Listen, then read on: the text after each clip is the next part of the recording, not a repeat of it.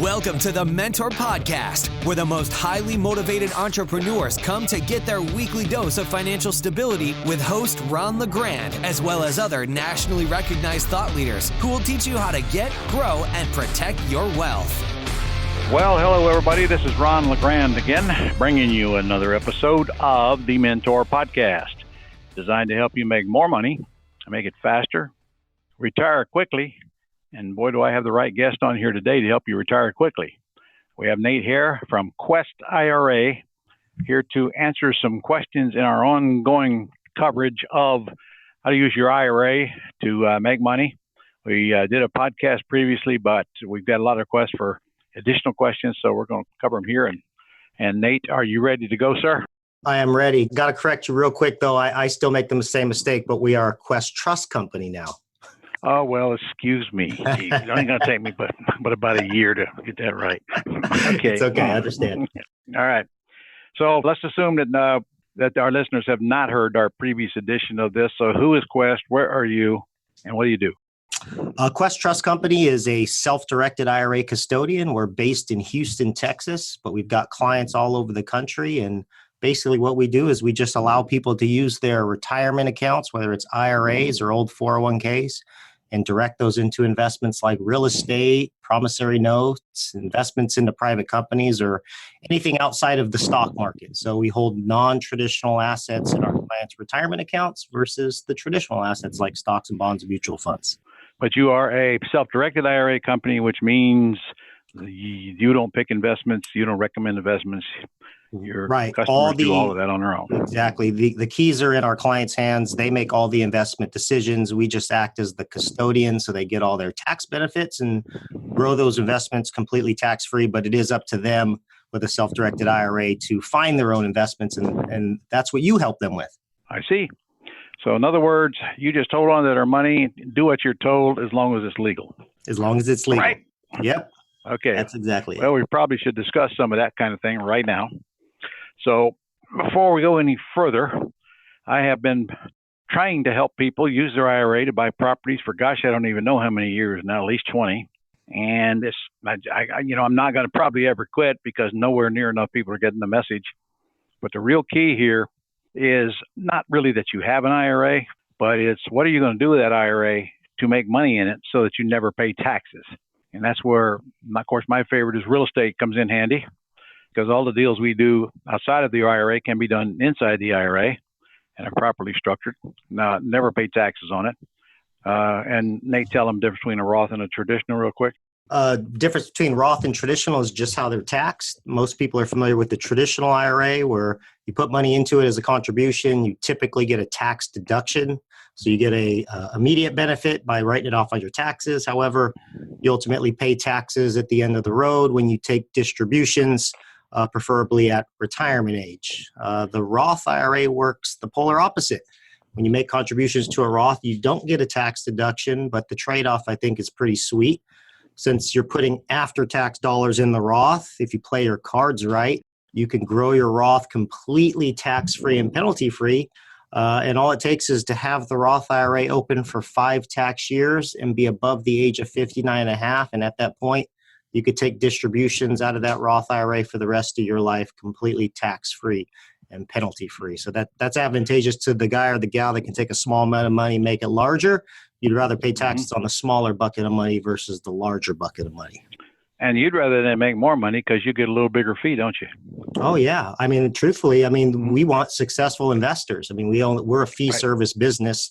We're only in business as long as our clients are making investments, and obviously intelligent, educated, good investors is what we're really looking for.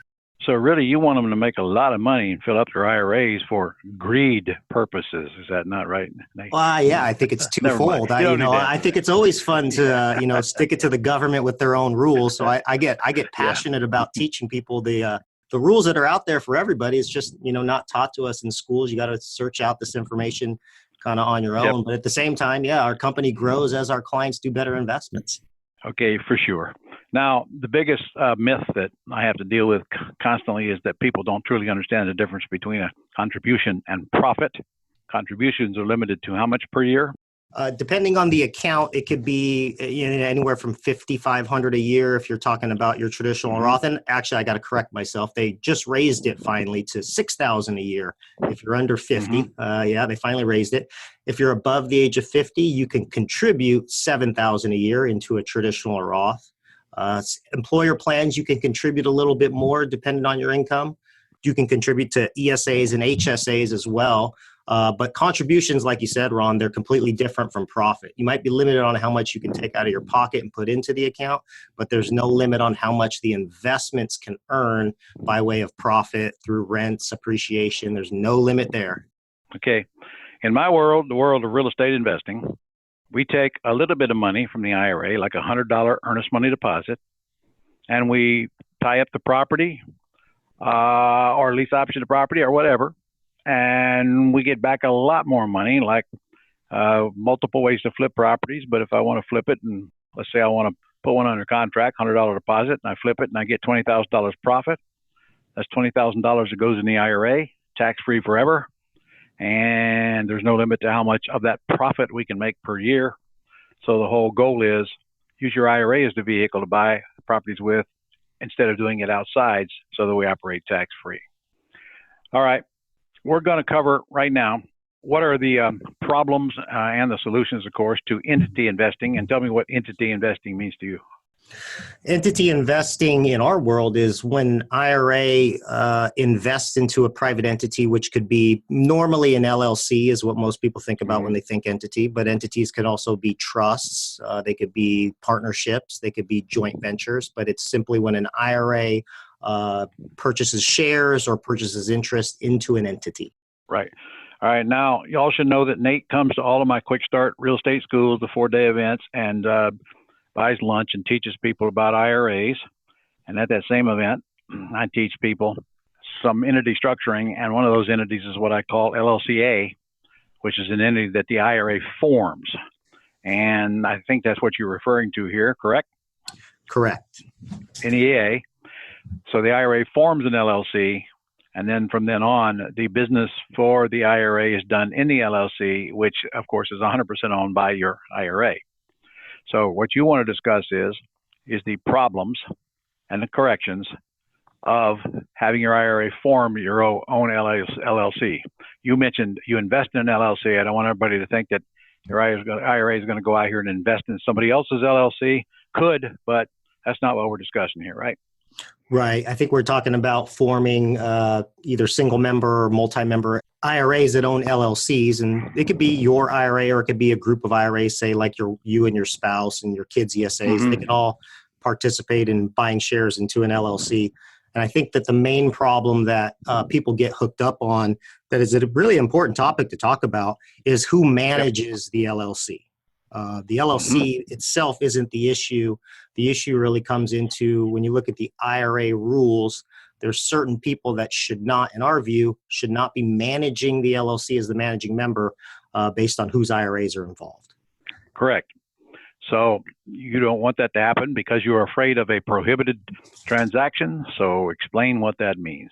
Yes. So in the IRA world, the main thing to understand is that there are certain restrictions from your IRA doing business, and they mainly come from your IRA doing business with certain people or benefiting certain people or certain people, those same people, extending a service to said IRAs. And the main disqualified person, if I'm talking about my IRA, would be me, the IRA's fiduciary, the IRA owner. My job to my IRA is to be the fiduciary. My job is to pick at good investments. But at the end of the day, the IRS just doesn't like when the IRA owner is too close to the cash or too close to the assets where they're handling the assets.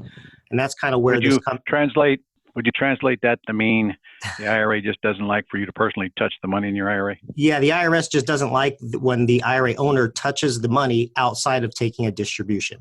So the IRS the IRAs have very, very good tax benefits for us. And if we use them properly, we can make a life-changing event to ourselves by eliminating Uncle Sam from our lives. But when the IRS finds that you've done something that they can deem prohibited, they're very quick to call something prohibited because what's the IRS in the business to do? They're in the business to make money. So the one thing that they can make money on is actually on taxes on distribution. So one thing that clients have to be very, very cautious of is doing something that could be deemed prohibited when you're using your IRA to make an investment. And I think the main thing on this topic is just who should manage the LLC that your IRA owns. And I think there's a lot of misconception out there because there's a lot of companies that tell you something different than what Quest would tell you, which is they say it's okay to manage the LLC that your IRA owns.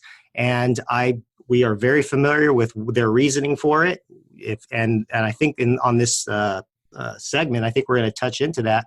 And it's interesting. I just had a call with the client yesterday, Ron, and it's kind of funny that they were showing me the letters from their other attorneys that were justifying the checkbook control IRAs, and some of these attorneys just have no clue, what they're talking about when it comes down to this topic. Well, let me translate this a little. The problem is, it is not illegal for you to manage your own IRA. However, Nate and I know you too well, and you have an extremely high chance of making a mistake that could be called a prohibited transaction. And frankly, it's our job to lead you away from that, because if you get tapped for a prohibited transaction, tell them what'll happen to them, sir. They will distribute your entire IRA to you, not just the asset, their entire thing, and they will distribute it based on the year you did the investment, not the year they find it. So if they found that you did something prohibited, but they find it 7 years later, well, you didn't have an IRA for those last 7 years that you thought you did. And it could cause a whirlwind of tax problems, not only for your IRA, but for you personally, because technically, if they find something prohibited 7 years ago, you took a distribution of your entire IRA 7 years ago and you never reported it. And all the income you might have made in your said, quote, IRA for those 7 years is actually taxable income to you personally. So now you might have 7 years of unfiled or incorrectly filed taxes. So if I can, Ron, let me break it down real simply and back up just a little bit and talk about what we talk about when we talk about a prohibited transaction. A prohibited transaction is any time a fiduciary, and let's just say it's you, the IRA owner, buys, sells, trades, loans, or extends services to your IRA. Now, the first four are pretty self-explanatory. I can't buy something from my IRA. I can't sell something to my IRA because that's a form of self-dealing. It's a conflict of interest. I can't trade assets. Can't loan money to my IRA. Yep, I can't loan to my IRA. I can't take a loan from my IRA. But the fifth one is the one that's very interesting, which is the IRS says you are not allowed to extend a service to the IRA. Now, here's the interesting thing, Ron, is the IRS doesn't give us a definition of what extension of a service is. They just literally list it as you cannot extend a service to the IRA. You think they might have put that in there purposely? I think maybe they did, because now they can define that as to whatever they don't feel comfortable with. So if you look at case law pretty much kind of draws the line in the sand that the IRS likes when you use your brain, but they don't like when you use your brawn. And if you break it down into, I guess, a simpler situation, your IRA can own a rental property. It's okay for you to pick the contractors to work on that rental property, but they don't like you swinging the hammer and being the contractor. They don't like you. Good for them. Right. They don't like you that intimately involved. So that would be brain versus brawn. Now, the question is, where does managing an LLC lie? Is that brain or is that brawn? So a lot of the companies that set up what's called these checkbook control IRA-owned LLCs, they say, no, the IRS actually says you can do that. You're allowed to manage an LLC that your IRA owns, but I always have to caution people, careful of the people that are selling you that, because A, it's usually the same person that's trying to charge you to set up the LLC.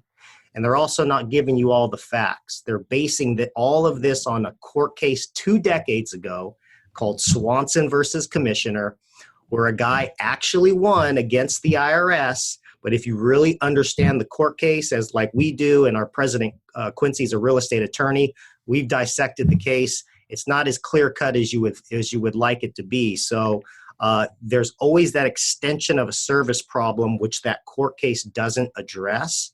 And here's the scary part about it, is that any knowledgeable attorney will tell you that the IRS could call managing an LLC an extension of a service. That is always a clear yes. They haven't done it yet, so that's why the attorneys say, well, it's never been called in court before, so you should be able to do it. Well, here's the problem.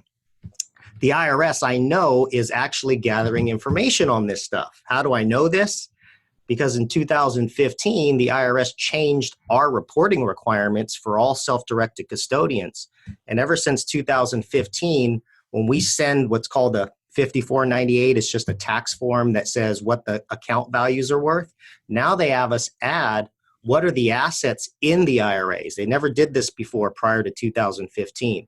And here's the interesting thing, Ron, is they've got codes for real estate. They've got codes for notes. They've got a code that we have to put whether or not the IRA owns an entity, which you would think would be LLC, trust, joint venture, and all that. But they took LLC and gave it its own code. So what do you think that tells you? Yeah, they've been collecting information. Yeah, they specifically want to look at IRAs that own LLCs. So what's that tell you? For the last 3 years, they've been gathering information. And could you manage an LLC and play by the rules? Sure. But I think kind of what you mentioned, Ron, we know people too well sometimes. And I think that these checkbook control IRAs have been shoved down the throats of so many people for years that there are hundreds, if not thousands of people that have used these setups wrong. And what's the IRS going to do? Go after them individually? Or are they just going to say, you know what, there's too many people using these checkbook control IRAs incorrectly. We're just going to call managing an LLC an extension of a service. And then that's how they wipe out all of them. They also collect on the reports, is the owner of the IRA managing the IRA too, don't they? Yeah. So again, this is all stuff. And again, the IRS is getting smarter in regards to these self-directed IRAs. Before, it was just, kind of hard for them to follow what was held in them because it's not, you can't turn on CNBC and see the assets that we hold in our accounts. So what I'm saying is for the last 4 years, they've been building a list of easy targets of people managing their own LLCs because they know they're probably screwed up and they know that if they go after them, they're going to collect some money. Oh, yeah. And I can imagine there's a guy sitting at an audit desk at the IRS and he looks at an LLC operating agreement, and if he sees the IRA owner, he puts it on one side of the desk, and if he doesn't, he puts it on the other side of the desk. What side of the desk do you want to be in? Okay. So let's go back a minute. I know that you covered you can't do business with your IRA and you can't get personally compensated in any way, shape, or form, but we need to expand the definition of you here. Make sure everybody understands who else cannot do this. So the other disqualified people, according to the IRS, would be your spouse, your lineal ascendants and descendants. So that'd be parents, grandparents, kids and grandkids, and their spouses, and any companies those people own, control, or manage. So it's a specific list of family. It's spouses and lineal relatives because that's usually how wealth is passed. So if you die, your IRA usually goes to your spouse or your kids. So they're all equal fiduciaries. So none of those people should be managing an entity that your IRA owns. And we have no problem against the entity. We just say find somebody that's not on the disqualified person list to manage the entity.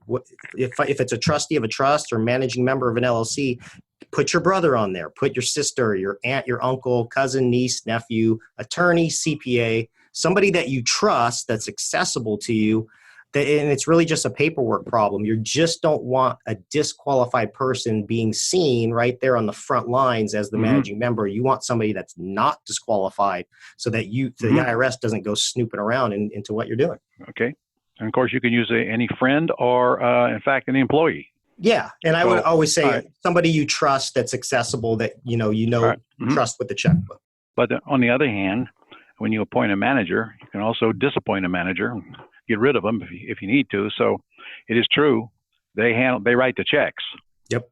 So I always tell my people, if that's going to bother you, first, you probably chose the wrong person. And second, you don't have to leave the money in that LLCA that your IRA owns. If you start getting money, you can always transfer it back to your IRA where nobody else can touch it but you. Right. So we got to figure out who the manager is. That's a fact. On the other hand, now we don't have to go back and forth with Quest every time we want to get $10 deposit or $100 deposit or collect a payment or make a payment or pay any of the expenses on these properties that A owns. And it makes life a lot easier. But at the end of the year, you're going to send us a form we have to fill out, right? Are you referring to the fair market value? I'm talking about what's going on in A. What do you call? What's the number on that form that you send us? Oh, 5498. Okay, so because the IRS wants to know what's happening in that entity, right? Well, not the entity per se. From us, they just want to know what the IRA holds. So all they ask for is the value of the IRA and what assets are in it, Okay. not the activity. What would I have to produce to show Quest the value of the LLCA? All you would need is typically just a letter from the managing member stating LLCA is worth this amount. And usually that suffices because every year we have to get a valuation of these assets. Mm-hmm. So if it's not a taxable event, if it's just an annual value, all we need is just a letter from the managing member. On company letterhead, that usually works fine. Okay. But how does one go about figuring out what the value is? Well, that's another question. You can call it. A lot of times, if there's not much activity, if you haven't bought a lot of assets or anything like that, you can usually just call it the same value as what you invested in. If there's a K1, you can show that as evidence of income being produced, but it's really subjective. It's really ambiguous as to what the value is because we're not determining the value. We're relying on the managing member to tell us what the value is. The only time that we would have to get more specific on value is if you were taking a distribution of the LLC, which would be different. That would be a taxable event. But normally, we just need a letter from the managing member saying LLC is worth, $50,000. I'm bringing this up for a purpose. Always for a purpose. Somebody has to determine the value of A. So now the question is, do I use what I think the retail value of the property is minus the debt and use the equity as value, or do I just use the debt as value? If you're asking my impression, I would say that the equity would be value. Well, you'd have to first ask yourself, is it in my benefit to show a higher value of A or a lower value of A? Sure, I get where you're going now, and I see where you're going with that, Ron, and that's fine. I mean, a lot of times. And sometimes it has to do with how much fees do you want to pay. Depending on the administration plan of your IRA, the higher the value of the account, the higher the fees you pay. So, a lot of times as long as it's within the value that you purchased the asset in, we don't really normally question it. It's only if the value were to significantly drop or something like that where we would question it. Normally people just say, I bought it for $50,000. It's still worth $50,000. No questions asked. So what other advantages do I have to keeping that value low? Yes, saving the fees and saving time. Okay, so I saved fees from you, and I did want you to bring that up, so I didn't have to. Oh yeah. Okay, and I'm totally okay. I'm totally okay with that. We don't try to nickel and dime anybody, and obviously, like you said, we like when people use the LLC route because it's less grunt work on us. We don't want to process every $10 check and check for paint and check for light bulbs and all that. I got you. So you have no benefit actually for showing a higher value, and very well may be a detriment. I can't think of how right now, but showing the lower value does not hurt you at all, and saves fees from you, but that's no big deal one way or another because your fees are so small. But maybe a downside is that on any financial statements you fill out, you're going to show a lower value. Well, so what? I can tell you right now, the bank could care less what that value is. They don't believe it anyway. They're only interested in cash flow and so forth. Well, I'll add this, Ron. Something else to think about is when you are determining the value. One other thing that you might want to think about before you throw a wildly, increased value on there is that be careful because we report that to the IRS. And if you've got, say, a Roth IRA, they're not really big fans of people having very, very large Roth IRAs that they can't touch. So be careful. Some people say, they look at Roth IRAs valued at above $250,000 or more. Some people say it's $2 million or more. But that's just something to think about. I would say be careful on how high you value, especially your Roth IRA. You don't want the IRS going, how do you get that tax-free account so high? So that's just a side thing. Right. Okay. All right. Well, there are other ways we can get tapped for prohibited transactions, but in reality, if I pay myself $10 out of LLCA, I'm guilty. So the real thing you got to keep focused on is you cannot get compensated in any way, shape, or form from A. If you want money, take it out of your IRA. All right, a couple more questions. We got to keep moving here. I know some folks are listening. Well, I don't have any money in my IRA. how can I make all this stuff work? And I only got a few bucks in it. Well, first of all, you got to make some kind of a contribution to it. Certainly don't have to do 7,000. What is the minimum amount somebody needs to open an IRA at Quest? We don't have account minimums, but I've seen people make contributions as low as $10 and do an investment with $10. Now, obviously, that's kind of hard, but I've seen. Nah, you don't want to do that. Yeah, I've seen quite a few investments with $100, $1,000. It really doesn't take much, depending on your strategy. No, $100 is all you need, and I suggest you use 100. 10's a little shaky. I'm afraid of somebody accusing you of not being real because $10. Most people, most entities think that $100 is a proper earnest money deposit minimum.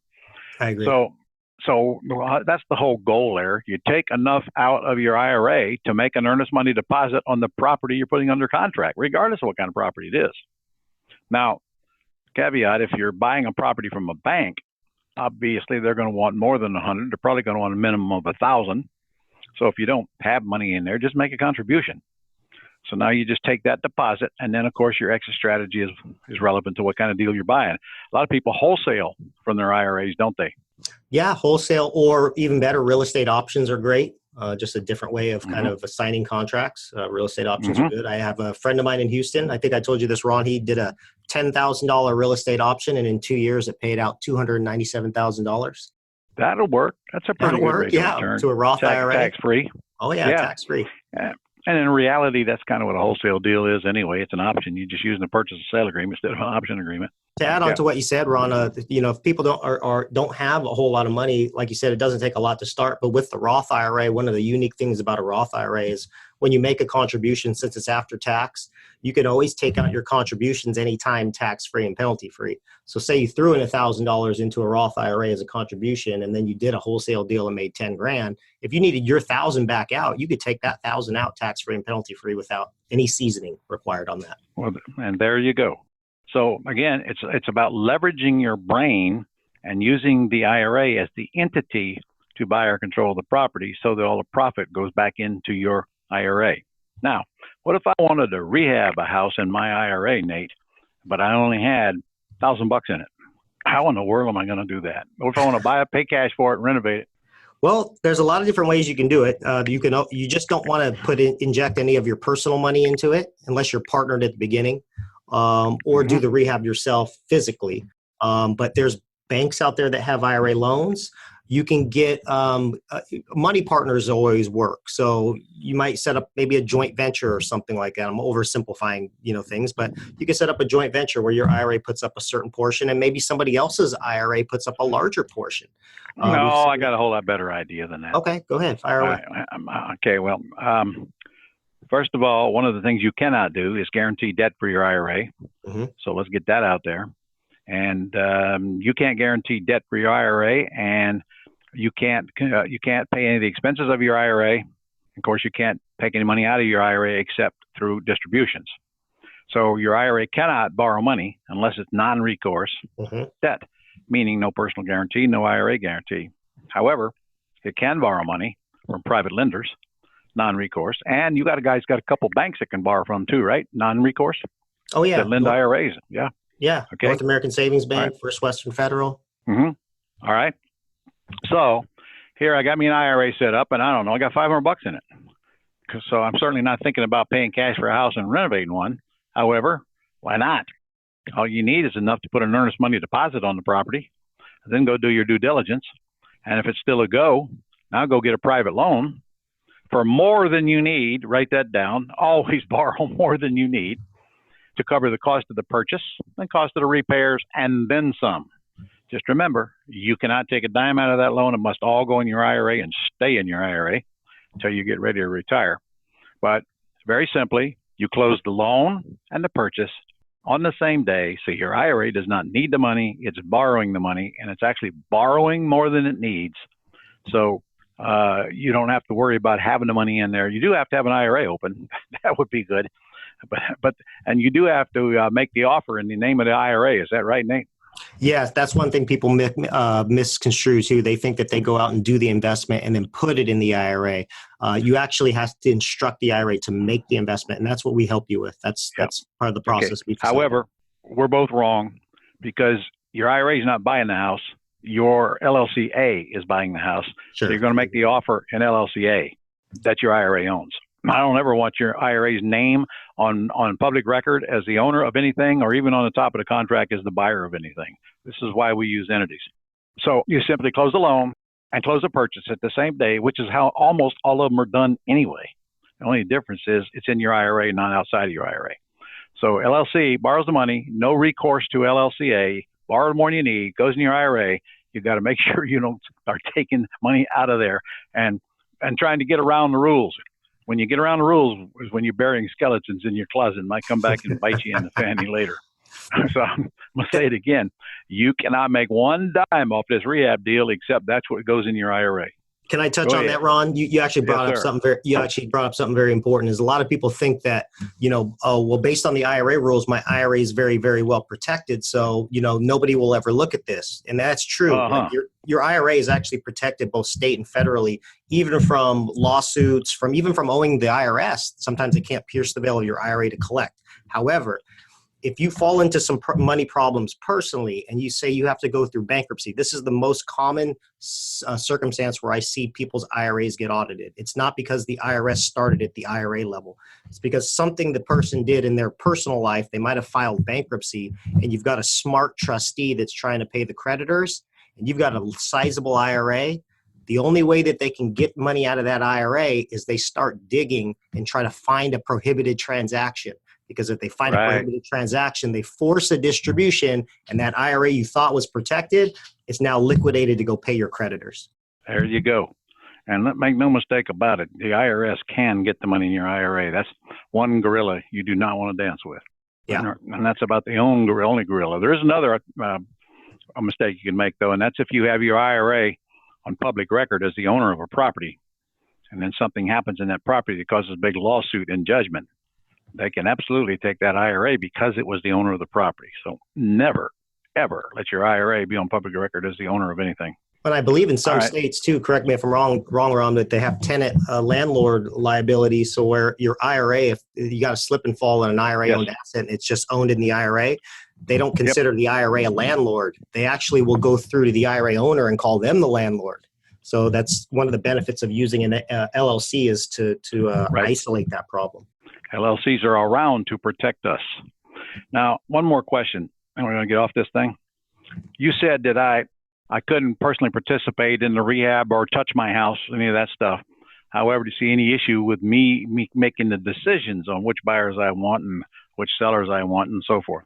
No, that's your job. Your job to your IRA is to be a fiduciary, which includes picking it investments and doing the things that a good fiduciary would do to make sure the investments are profitable without being hands-on with it and doing the rehab and being too intimately involved or handling the money and assets yourself with your own hands. All right, let's say I'm putting out a purchase and sale agreement. Who has to sign as the buyer? If it's the IRA that's making the offer, we would have to sign. But like you said, but your IRA is not going to make the offer. The LLCA is, so the manager signs. So the only thing that we would do in that circumstance is we would sign the documents to fund the entity, to fund the LLC from the very beginning.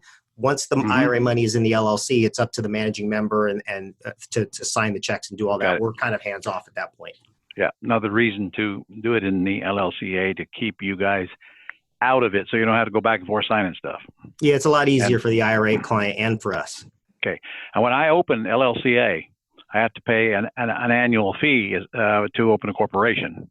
Can I pay that out of my pocket, or can I not pay that out of my pocket? You don't want to pay that out of your pocket. That could be seen as a form of self-benefit, or you benefiting the IRA outside of pay the expenses of an IRA. Yeah. Yep. So what do? I borrow a friend's credit card and pay them back when I get LLCA opening with a bank account? Sure. We just call that a financial friend. All right. Well, then I pay them back from LLCA when I get money in it, right? Sure. Yeah. You can either have the IRA paid or have, like you said, a financial friend, and the IRA reimburse that financial friend later down the road. And your signature better not be on the bank account for A. Agreed? Agreed. Okay, guys. I hope you're writing these things down, guys. One little mistake, and they come after you. They find one thing wrong. Here they go. They got a reason to tear it all apart. So if you just learn the rules, comply with the rules, quit trying to skirt the rules. Again, if you want money out of your IRA, just go tell them you want it, but out of your IRA, most certainly not out of LLCA. All right. What did I miss that I should have asked you? No, I think you touched on some good points, Ron. It's always good talking to you. All right. Any kind of deal you want to make our listeners while they're listening? Well, we always give a special deal to your folks because your folks are usually doing a lot of investments through Quest. So what we always like to offer is part of Ron's being a Ron student. You can open as many self-directed IRAs as you want for just one application cost of $100. We don't charge you multiple application costs. So if you want to open up Roth IRAs for you and spouse, you might have an employer account that you might want to open because you're self-employed. And gosh darn it, open ESAs for all of your kids under the age of 18 and a health savings account so you can start paying for your current expenses with tax-free dollars instead of your earnings and your taxable earnings. That's the best way to pay expenses with tax-free dollars. So you can open all those accounts. That's an educational savings account. I don't know what an ESA is. Education savings Educational. account. Yeah. I call them a CISA, Coverdale Educational Savings Account. They're great. Which is a whole other conversation, but oh yeah, certainly you guys should dig into that because you can put your kids through college for free. That's what it amounts to. Put through all kinds of education for free till they're age 30. Oh yeah. All right. Okay. So they need an IRA for husband, an IRA for wife, and if they have children under 18, they should go open an ESA for them simultaneously, right? Oh yeah, that's the power plan. All for $100. All for $100. All for $100. All for $100. You can open 20 accounts for $100 if you want. How do they make sure they get that deal? They got to mention my name, or what do they do? Yeah, just we have a special promo code for you. They can call us at the office. It's 1-855-FUN-IRAs, or just email us at IRA specialists at questtrust.com. So it's IRA specialists with an S at the end at questtrust.com. That goes to all of our IRA specialists, and somebody will reach out to you within minutes and help you get your account set up for that special promo. Do they have to mention my name to get it? Everybody knows who you are. So no, but they can, if they open the application, they can just put, there's a section that says, where'd you hear about us? They could just say Ron LeGrand, and we'll just apply that to your promo. Okay. All right. Perfect. And I got to make contributions to these things now, so put a little bit of money in them. Remember, you can't have LLCA until you can pay the state. You got pay the state fee, you get reimbursed, but you need some money in there to do business. And this is all about doing business. And don't even think about just opening an IRA and just let it sit. That don't do anybody any good. Yeah, just open it. Throw $100 in. Roth, you and spouse, ESA, throw $100 in each. If you don't have enough to do the deal you want to do, just make a contribution up to $7,000. All right. If you want to learn the real estate business, I'm going to give you a golden opportunity to get my all-day seminar for $99. And honestly, it is tells you completely how we make money, and so many thousands of my people do, both inside and outside their IRA, without using money or credit. And it's going to be the easiest ways to make money in real estate. Not only that, you'll see live deals done in class, or students brought in leads. And you will see us talk about this IRA stuff. I'll do it in the afternoon, and how we marry that. I'll show you exactly how to open this LLC and marry that to real estate to get your LLC funded big time fast. So it's an incredible all-day seminar. It's a whopping $99. $99. It's all digital, so you can sit and watch it on your phone. To get it, you go to the Mentor Podcast /FT Digital. That stands for Fast Track Digital. That's the Mentor Podcast thementorpodcast.com /FT Digital. You need to give them your phone number one more time. You went through that pretty quick. Yeah, no problem. It's 1-855-FUN-IRAs, or our local Houston number is 281-492-3434. Okay, sir. Well, I appreciate you taking the time out today. And guys, if you don't have an IRA, get one open. You won't find a better company. They got my IRA, I'll tell you that. So do it now before you forget about it, and you'll be glad you did. Hang around me a while, and you'll see how to take it and use it and grow it expeditiously. And tax-free is always better than taxed. Thank you, Nate. Thanks, everybody, for listening. I'll see you on the next Mentor Podcast. Thank you, Ron. Appreciate it. Have a good one. That's all for this edition of the Mentor Podcast. To connect with Ron and learn how you can attain financial freedom, as well as up-to-date strategies to grow and protect your wealth based on today's discussion, go to www.connectwiththementor.com.